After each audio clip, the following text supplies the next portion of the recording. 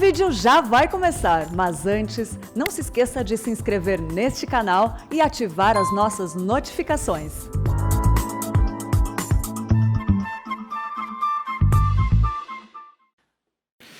Vamos abrir as Escrituras no texto que vai servir de base para a nossa reflexão nessa tarde. Mateus capítulo 8, do 1 ao 4. Mateus, Evangelho do Senhor Jesus Cristo, registrado por Mateus, capítulo 8, os 4 primeiros versículos. Esse é o texto no qual nós vamos meditar essa tarde. Eu vou fazer leitura, peço que os irmãos acompanhem, por favor. Lá está escrito assim: Ora, descendo ele do monte, grandes multidões o seguiram. E eis que um leproso, tendo se aproximado, adorou-o dizendo: Senhor, se queres, podes purificar-me. E Jesus, estendendo a mão, tocou-lhe dizendo: Quero, fica limpo. E imediatamente ele ficou limpo de sua lepra. Disse-lhe então Jesus: Olha, não digas a ninguém, mas vai mostrar-te ao sacerdote e fazer a oferta que Moisés ordenou, para servir de testemunho ao povo. Feche seus olhos. No nome de Jesus, nós clamamos a Ti, ó Pai Celestial, guarda-nos em Tuas mãos, dirija-nos, ó Espírito Santo, ensina-nos a compreender aquilo que o Senhor mesmo inspirou na Tua palavra, ilumina-nos.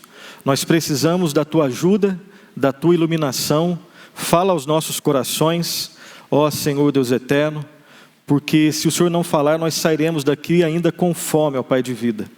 E ajuda-nos, ó Pai, a sairmos daqui essa tarde diferentes de quanto nós entramos, ó Pai.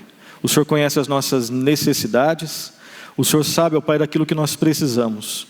E nós suplicamos, ó Pai, fala aos nossos corações, fortalece a nossa fé e dá-nos, ó Pai, uma fé cada vez mais verdadeira, fiel ao Senhor, para que possamos, ó Pai, viver para a Tua glória. Em nome de Jesus, amém. Amém.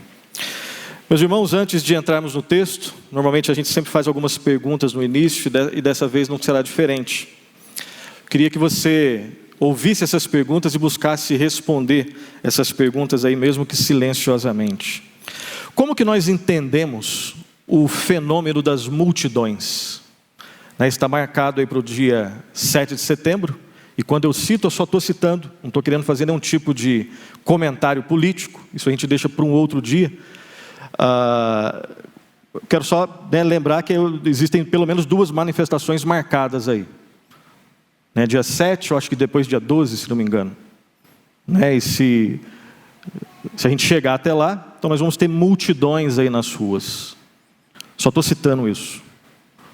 Como entender o fenômeno das multidões? Sejam elas quais forem. Essas 2 aí têm a ver com o momento político no qual nós estamos inseridos. E depois provavelmente vão ter outras. Se Deus permitir, no próximo ano de eleições, provavelmente mais outras. Sem querer discutir o teor, sem querer discutir a licitude ou ilicitude, não é isso? Como que nós entendemos o fenômeno das multidões? Essa é uma primeira questão que eu quero que você pense. O que as multidões significam? O que elas revelam? Uma outra pergunta: o que as multidões escondem? Quando você está no meio da multidão, seja ela qual for, de um teor do teu trabalho, de um teor político, de um teor um pouco mais religioso, você está lá no meio clamando por coisas. O que realmente você quer? As multidões revelam o quê? E elas escondem o quê? Essa é uma primeira classe de perguntas. Tem uma segunda classe que é a seguinte: quem é você no meio das multidões? Eu já fui também em passeatas, e às vezes eu estava lá clamando, A reportagem dizia que as multidões clamavam uma coisa. Só que será que se a gente for entrevistar cada uma daquelas pessoas que estão nas multidões, clamando por isso ou por aquilo, e se a gente observar a vida individual dentro da família dessas pessoas, será que realmente esse clamor é de verdade? Quem sou eu e quem é você no meio das multidões? E aqui você pode pensar em qualquer multidão.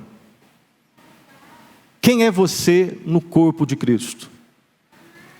E uma terceira classe de perguntas aqui é a seguinte: a quem você, e essa terceira é um pouco mais diferente das duas primeiras, né?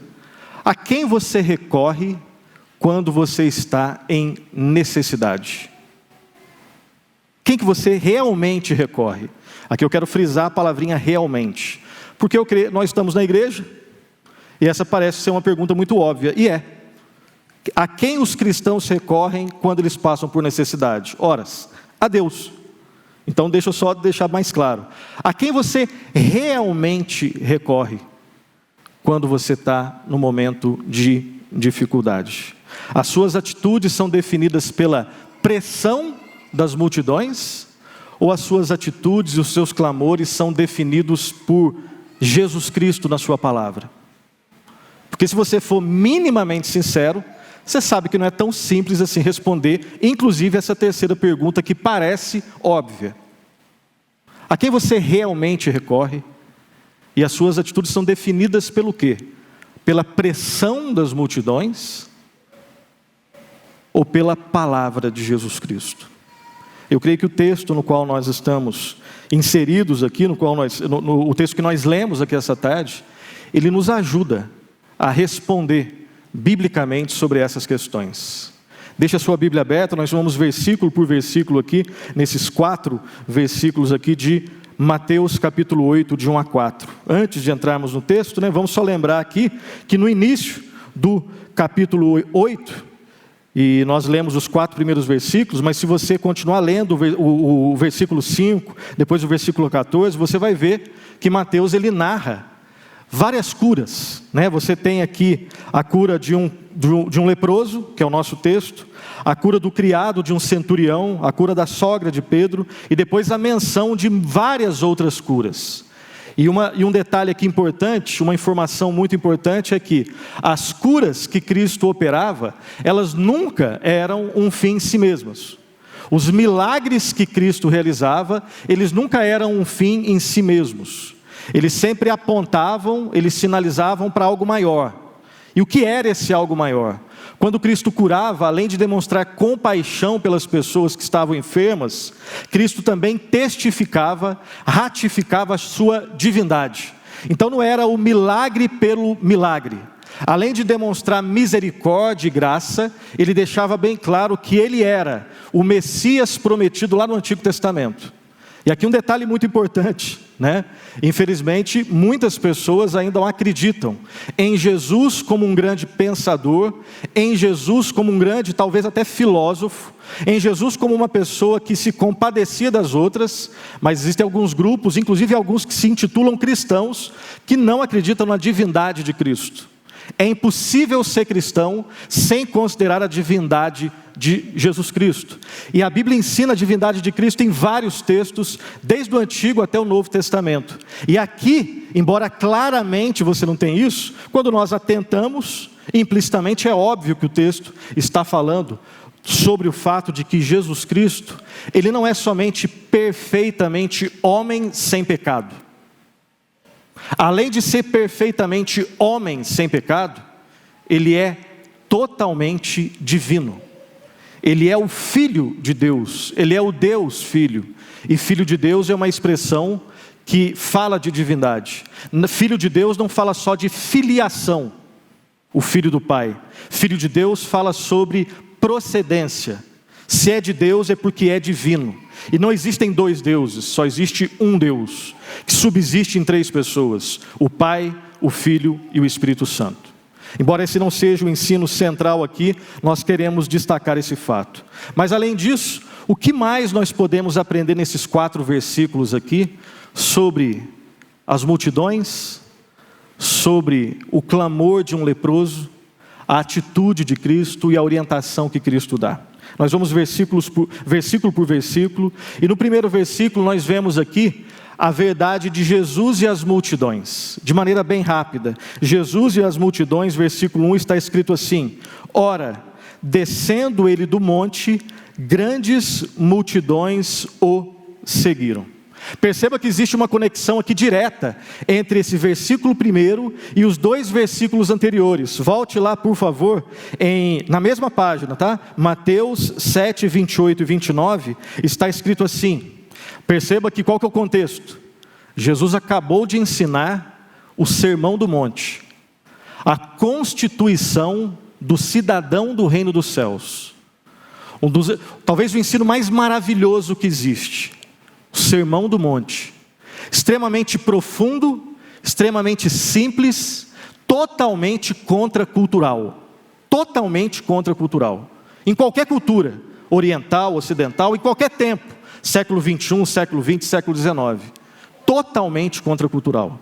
Então Jesus, depois de ter pronunciado aquele discurso, versículo 28 e 29 do capítulo 7, está escrito assim: quando Jesus acabou de proferir estas palavras, estavam as multidões maravilhadas da sua doutrina, porque ele as ensinava como quem tem autoridade, e não como os escribas. Então aqui um primeiro detalhe aqui, embora não seja central também, para aqueles que acham que doutrina é coisa que esfria, estudo doutrinário é coisa que esfria a pessoa, né? Se você quiser experimentar quentura na sua fé, você tem que fugir das doutrinas e experimentar mais aspectos sensitivos. Se arrepiar é de Deus. Isso daí pode ser na sua opinião, na minha opinião, e que está errada. Percebam que a doutrina bíblica, ela não produz mornidão, nem frieza, nem é coisa chata. Porque as doutrinas bíblicas, e aqui as proferidas por Cristo, elas provocaram naquelas multidões o quê? Maravilhamento. Maravilhamento. Aí você pode falar assim, ô Nilson, mas aí no caso é Cristo, né? No caso, quando você dá um estudo doutrinário, às vezes é chato. É verdade.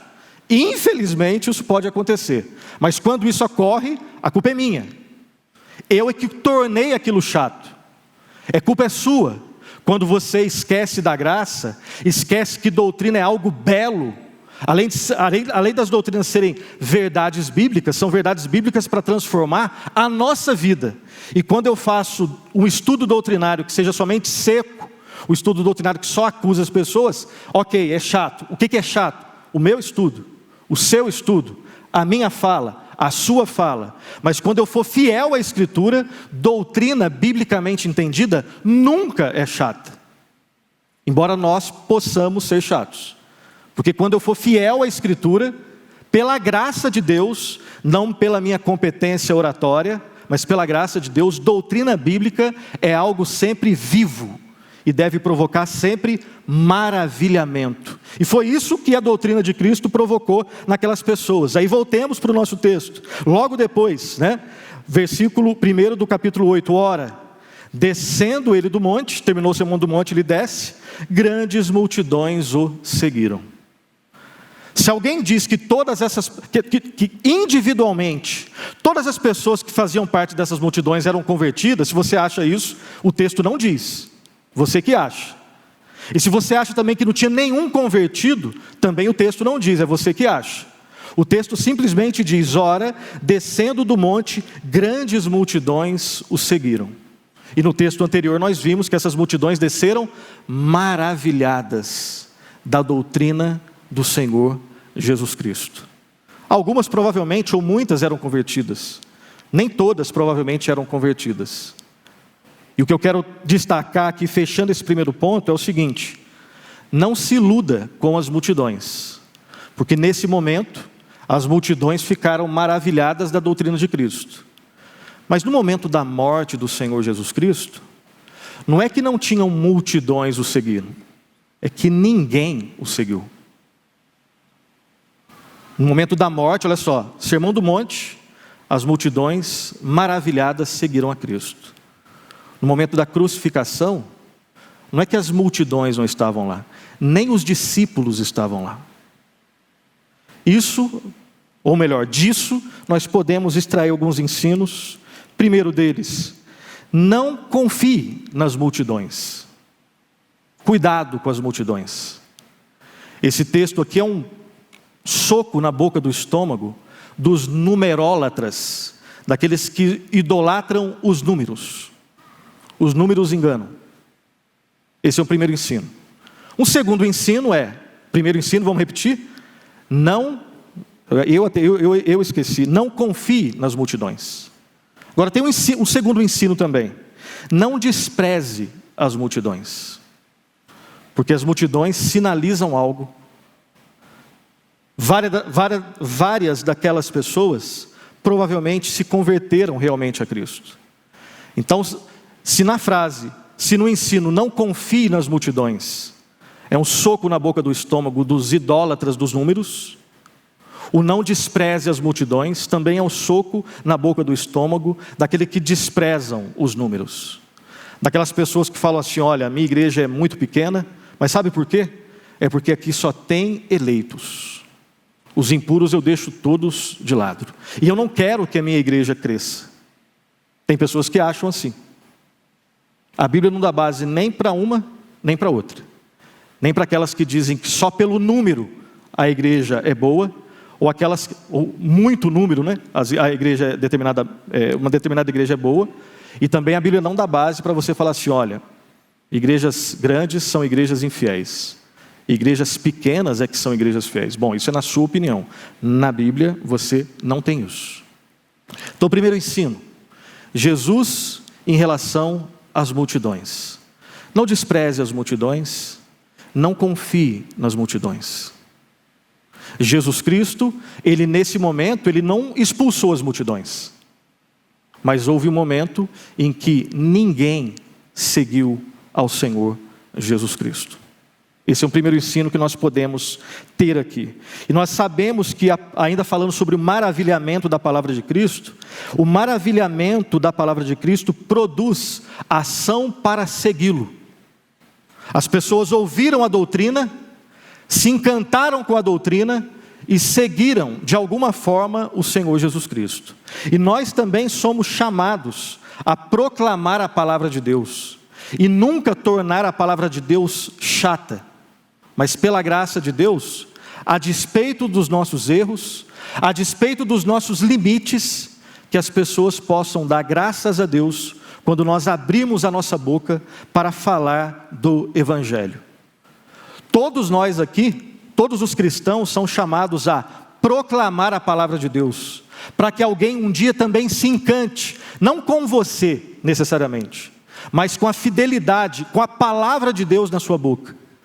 E no abrir da sua boca, às vezes cantando uma canção que seja bíblica, e alguém faz uma pergunta para você, e aí você fala do Evangelho, alguém pode ser eternamente transformado, porque você abriu a boca para falar que Deus ama o seu povo, que Deus não tolera o pecado, que as pessoas devem se arrepender dos seus pecados, mas que existe perdão e que existe restauração no Senhor Jesus Cristo. Alguém pode ter o seu destino eterno mudado, porque você um dia falou da doutrina do Senhor Jesus Cristo.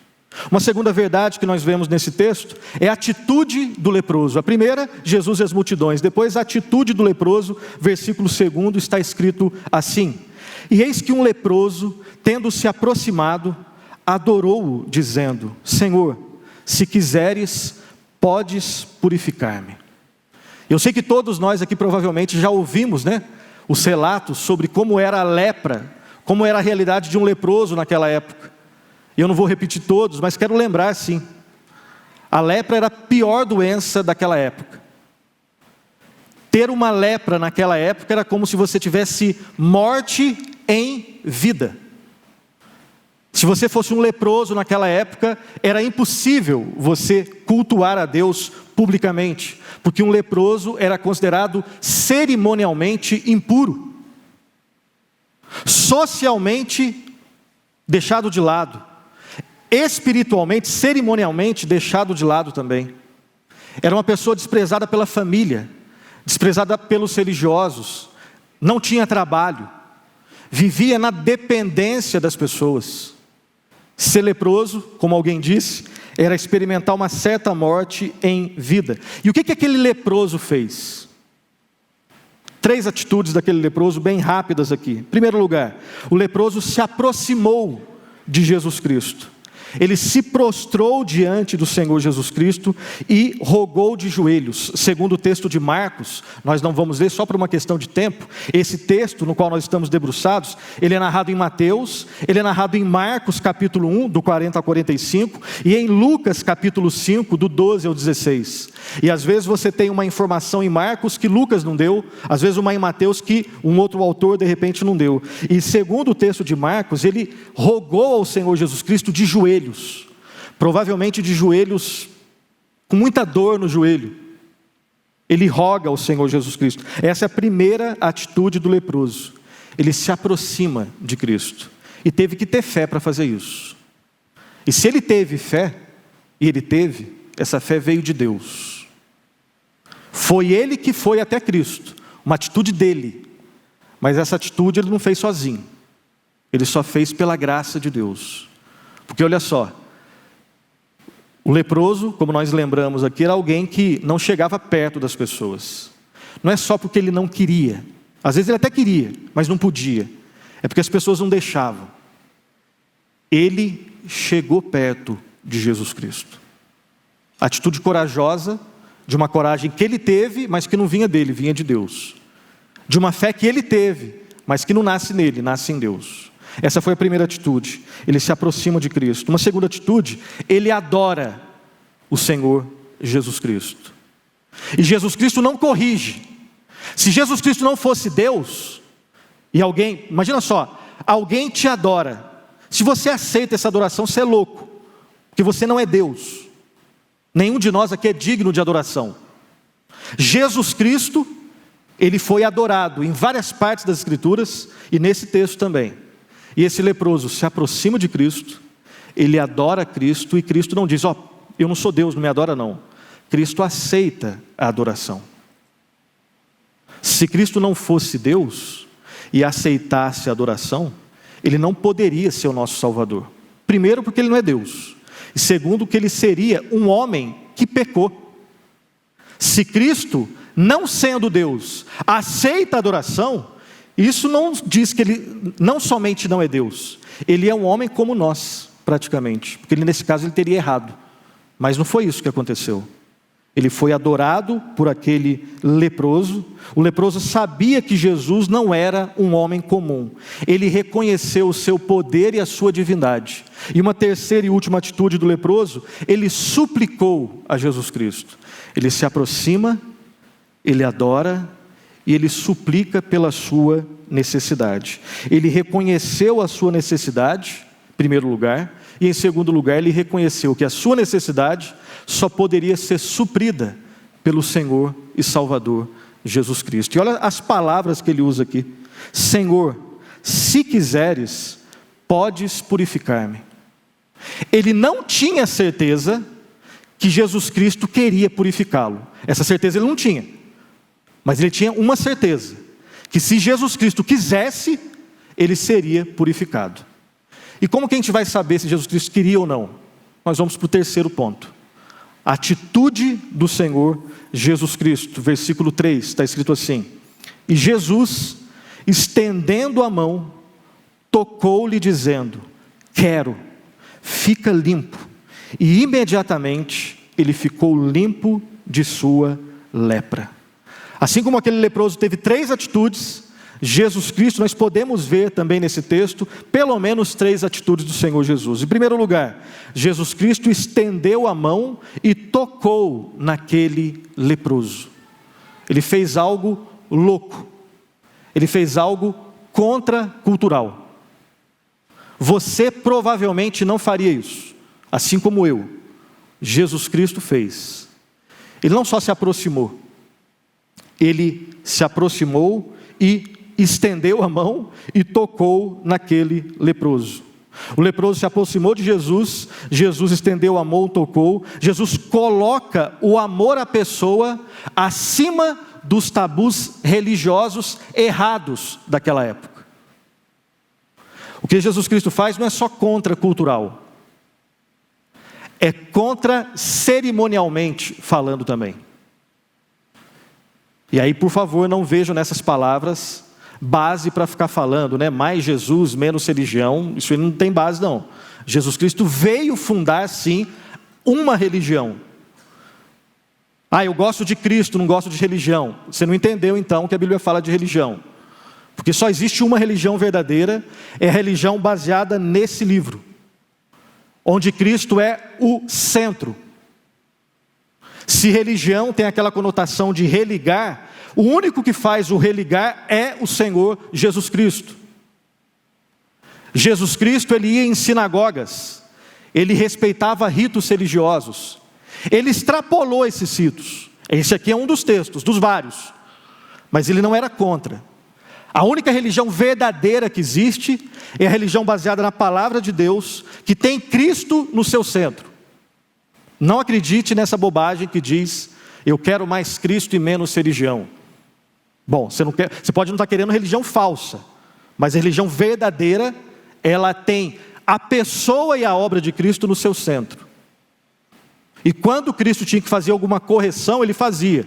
Nesse texto nós vemos uma das várias correções que Jesus Cristo fez. Fechando esse parênteses e voltando para o nosso texto. As 3 atitudes de Cristo. Em primeiro lugar, ele estende a mão e toca naquele leproso. Em segundo lugar, ele fala com autoridade. Ele diz assim, Senhor, se quiseres, ou melhor, o leproso disse, né? Senhor, se quiseres, pode purificar-me. E ele disse, Jesus, quero, fica limpo. E a cura que Jesus Cristo fez é cura de verdade. O texto diz, imediatamente. Não tem aquela que a gente vê na televisão, não, né? A pessoa é manca, e aí depois o falso apóstolo, ou o falso pastor, o falso religioso diz, vem aqui para provar a cura, e a pessoa continua mancando. Não. E aquela pessoa tinha lepra. O final dos dedos, né? As extremidades do corpo, elas iam se decompondo com o tempo. A pessoa não sentia mais dor. A pessoa aos poucos ela era partes do corpo dela eram aos poucos putrefatos e apodrecidos, e eles perdiam essas partes do corpo. O que Jesus Cristo faz? Quero, fica limpo. Ele simplesmente é curado, imediatamente. Isso é milagre. O que normalmente nós vemos na televisão não são milagres, são falsos milagres forjados para arrancar dinheiro de você, que provavelmente vai nessa igreja também para ter dinheiro. Porque se você ouve uma pregação, seja dizimista, porque se você for vai ter em dobro, em triplo. Você é cabeça e não é cauda. O errado não é só o falso pastor ou o falso apóstolo, que promete que se você der a sua casa, você vai ter zilhões. Ele está errado. Mas você que vai querendo também isso, também está errado. Cristo fez o milagre perfeito, porque Ele é Deus.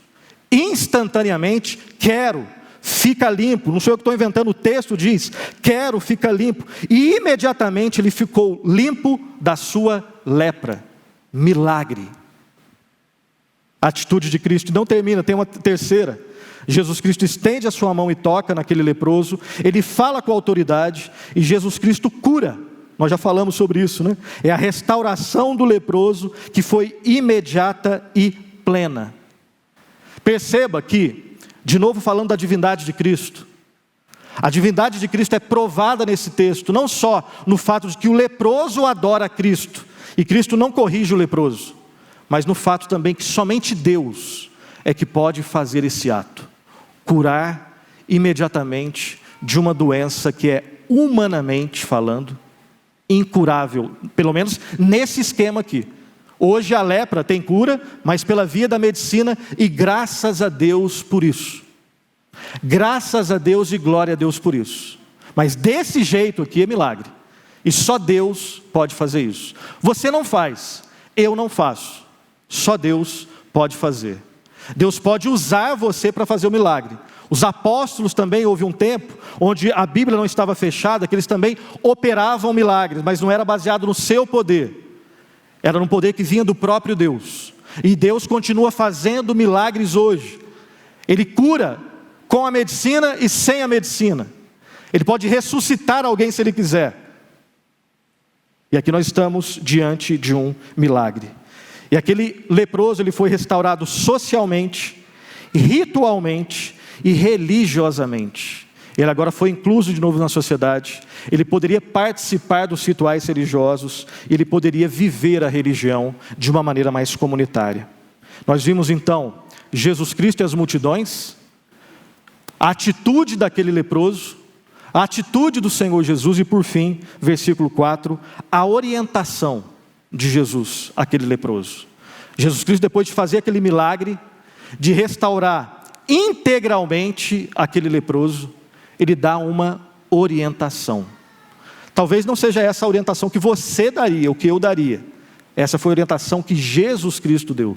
Preste atenção, versículo 4, diz assim: disse-lhe então Jesus: olha, não o digas a ninguém, mas vai mostrar-te ao sacerdote e fazer a oferta que Moisés ordenou, para servir de testemunho ao povo. O que nós podemos aprender aqui nessa orientação do Senhor Jesus Cristo? 4 ensinos rápidos aqui, na verdade 3 ensinos. Primeiro, aqui nós temos uma palavra de discrição. Seja discreto. Talvez você fale assim: agora que eu fiz isso, fale para todo mundo. Jesus Cristo nesse momento, não disse isso. Ele diz: disse-lhe então Jesus: olha, não digas a ninguém. O comentarista John MacArthur, ele diz que a publicidade sobre esses milagres, nesse momento, poderia prejudicar a missão de Cristo e desviar a atenção pública da sua mensagem. É um perigo que existia naquela época e é um perigo que existe hoje. Jesus Cristo prega, faz milagre, você gosta mais do milagre do que de Cristo e da sua mensagem. Esse é um perigo que existe hoje e um perigo que já existia naquela época e talvez um perigo que vai continuar existindo. A gente se encanta por coisas que são secundárias, importantes, mas são secundárias, e desencanta com aquilo que é primário e mais importante.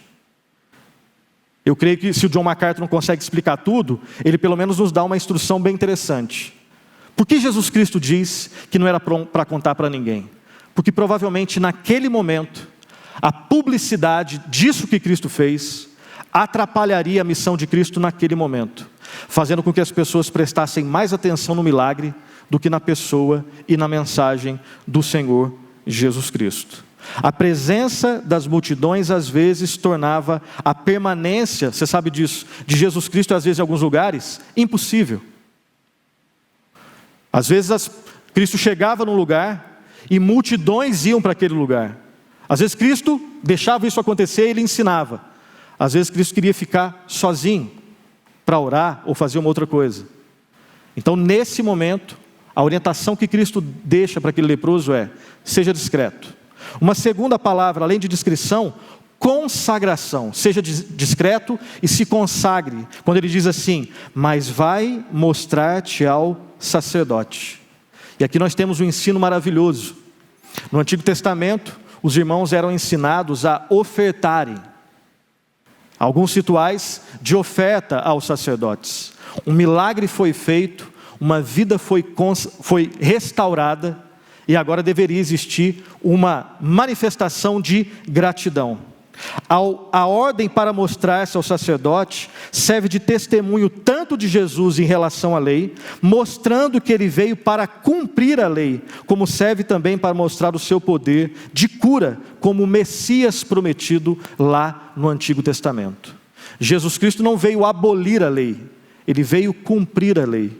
E uma das leis dizia que você deveria se consagrar e oferecer uma oferta ao sacerdote, e é exatamente isso que Cristo disse àquele leproso: discrição, consagração e por fim, contribuição e oferta. No finalzinho do texto está escrito assim: e fazer a oferta que Moisés ordenou para servir de testemunho ao povo.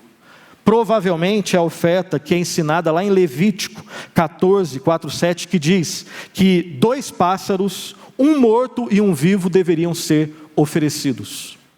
E eu sei que numa sociedade que é idólatra dos animais, falar disso às vezes é muito, choca as pessoas, Às vezes nós nos chocamos mais com a morte de um animal do que com a morte das pessoas em si.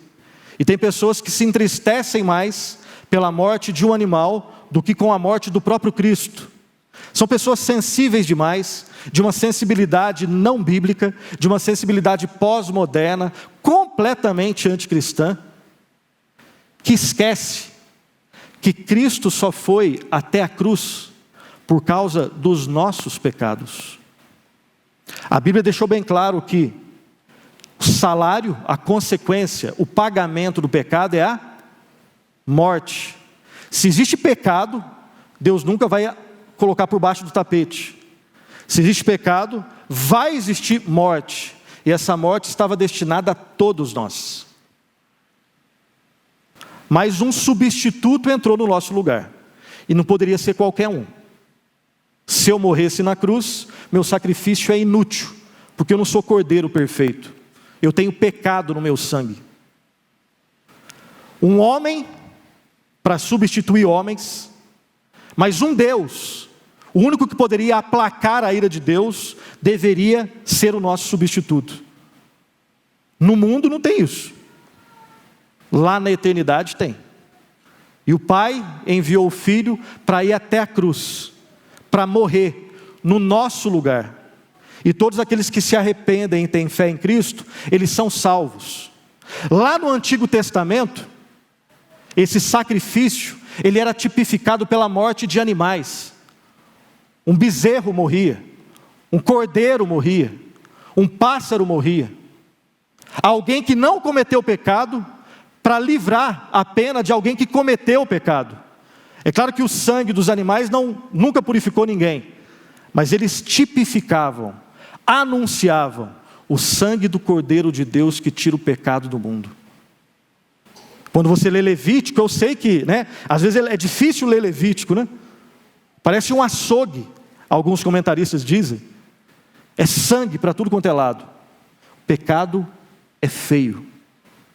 A consequência do pecado é feia.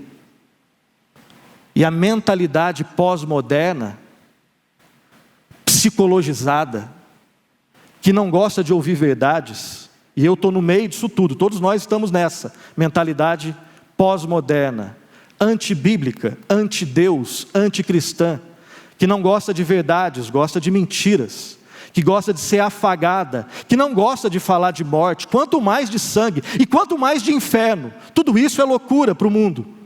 Só que é exatamente isso que a Bíblia ensina. Um animal morria porque eu pequei. Cristo morreu porque nós pecamos.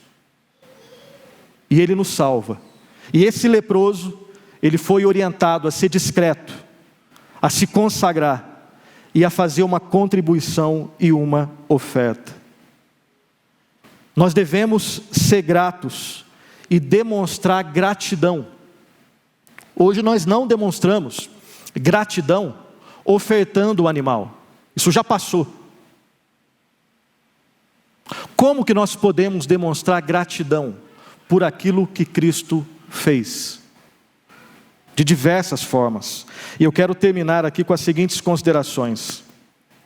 Em primeiro lugar, uma das várias formas que nós podemos demonstrar gratidão a Deus, obviamente, é consagrar, essa aqui é uma lição geral, consagrar a nossa vida toda, dentro da igreja e fora da igreja, em exercícios públicos e privados que glorificam a Deus. Cristo pega os 10 mandamentos e resume em 2. Primeira tábua: amarás o Senhor teu Deus de todo o teu coração, de toda a tua alma, de todo o teu entendimento e com toda a tua força. Segunda tábua da lei: e amarás ao teu próximo como a ti mesmo. Nós demonstramos gratidão quando nós amamos a Deus, amando a sua palavra e buscamos, mesmo que imperfeitamente, cumprir a sua palavra. Nós demonstramos gratidão a Deus gastando tempo. Tudo que nós amamos, nós gastamos tempo. E eu demonstro gratidão a Deus quando eu consagro tempo a Ele. Sim, eu vou falar daquele assunto, obviamente, porque a Bíblia fala.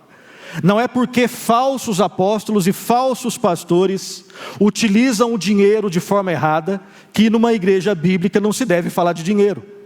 E uma das formas claras, de novo, isso é contracultural.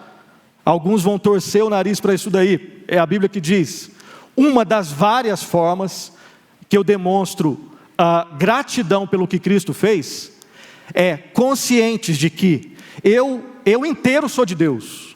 Eu só estou vivo porque Deus permite. Eu só tenho saúde porque Deus dá saúde. Eu só tenho trabalho porque Deus dá trabalho. Deus não precisa do meu dinheiro. Ele é o dono de todo o ouro, toda a prata. Ele não nos comprou com ouro, Ele nos comprou com o sangue de Cristo, que é mais precioso do que tudo isso. Mas numa sociedade, ainda mais a nossa, capitalista, e aqui eu estou falando do capitalismo no sentido errado, exageradamente, idolatramente capitalista, que mede as pessoas não porque elas são, mas pelo que elas têm, onde as pessoas são valorizadas normalmente, às vezes inclusive dentro das igrejas, pelo que elas têm, ou mais ou menos. Uma coisa maravilhosamente louca e que demonstra gratidão na prática, não no blá blá blá, mas na prática, é saber que tudo é de Deus. O 100% é de Deus.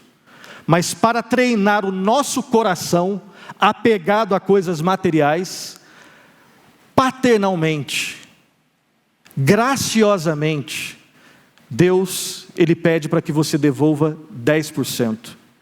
Você sabe que não é porque Ele precisa, porque tudo é dele. Você só está vivo porque Ele quer. Você só tem a inteligência que você acha que você tem, os títulos que você tem, porque pela graça de Deus você tem. Só que para treinar o seu coração, o meu coração, que ainda insiste em ser idólatra, em várias questões, inclusive no dinheiro, Ele pedagogicamente nos desafia. Devolva os 10. E perceba, tudo é dele. Inclusive nos 10, nós ainda demonstramos o nosso apego às coisas materiais. E você sabe que aquelas desculpas que talvez alguns estejam dando, né? Mas o dízimo ainda vale no Novo Testamento, você sabe que isso é blá blá blá, e a gente não tem tempo para tomar conta disso, para lidar com essa questão. Você sabe que no final das contas não é um problema exegético isso. Porque se o dízimo não fosse válido no Novo Testamento, Cristo deixaria muito claro.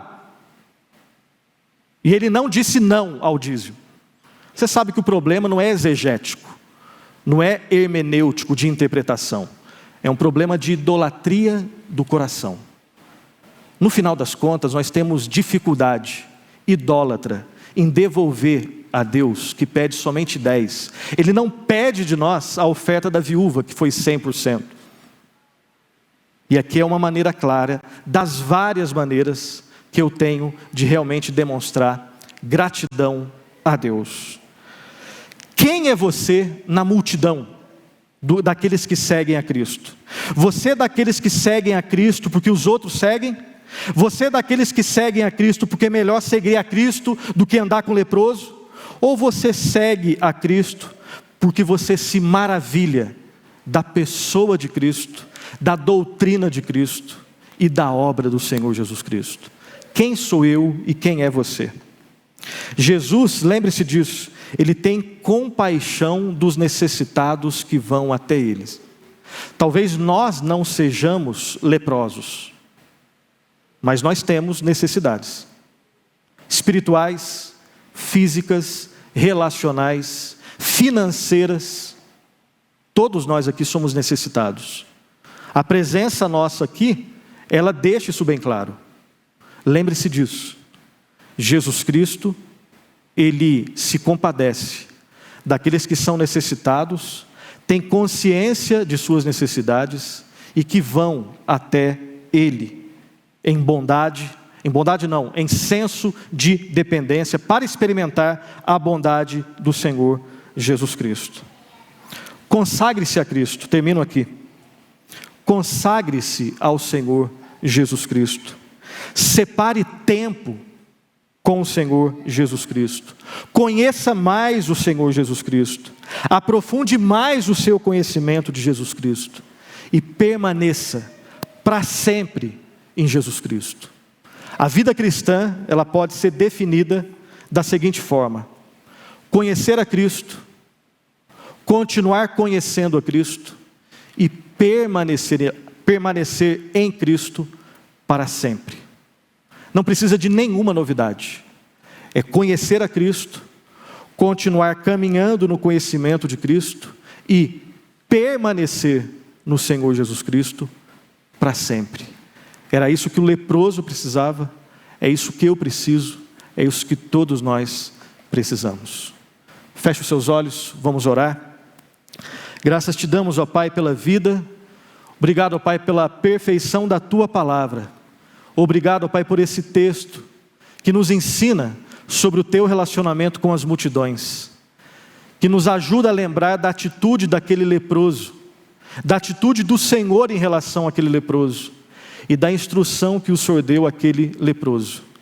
Ajuda-nos, ó Pai, a nos consagrarmos mais ao Senhor e a vivermos vidas, ó Pai, para a Tua honra e Tua glória. Em nome do Senhor Jesus. Amém. Amém.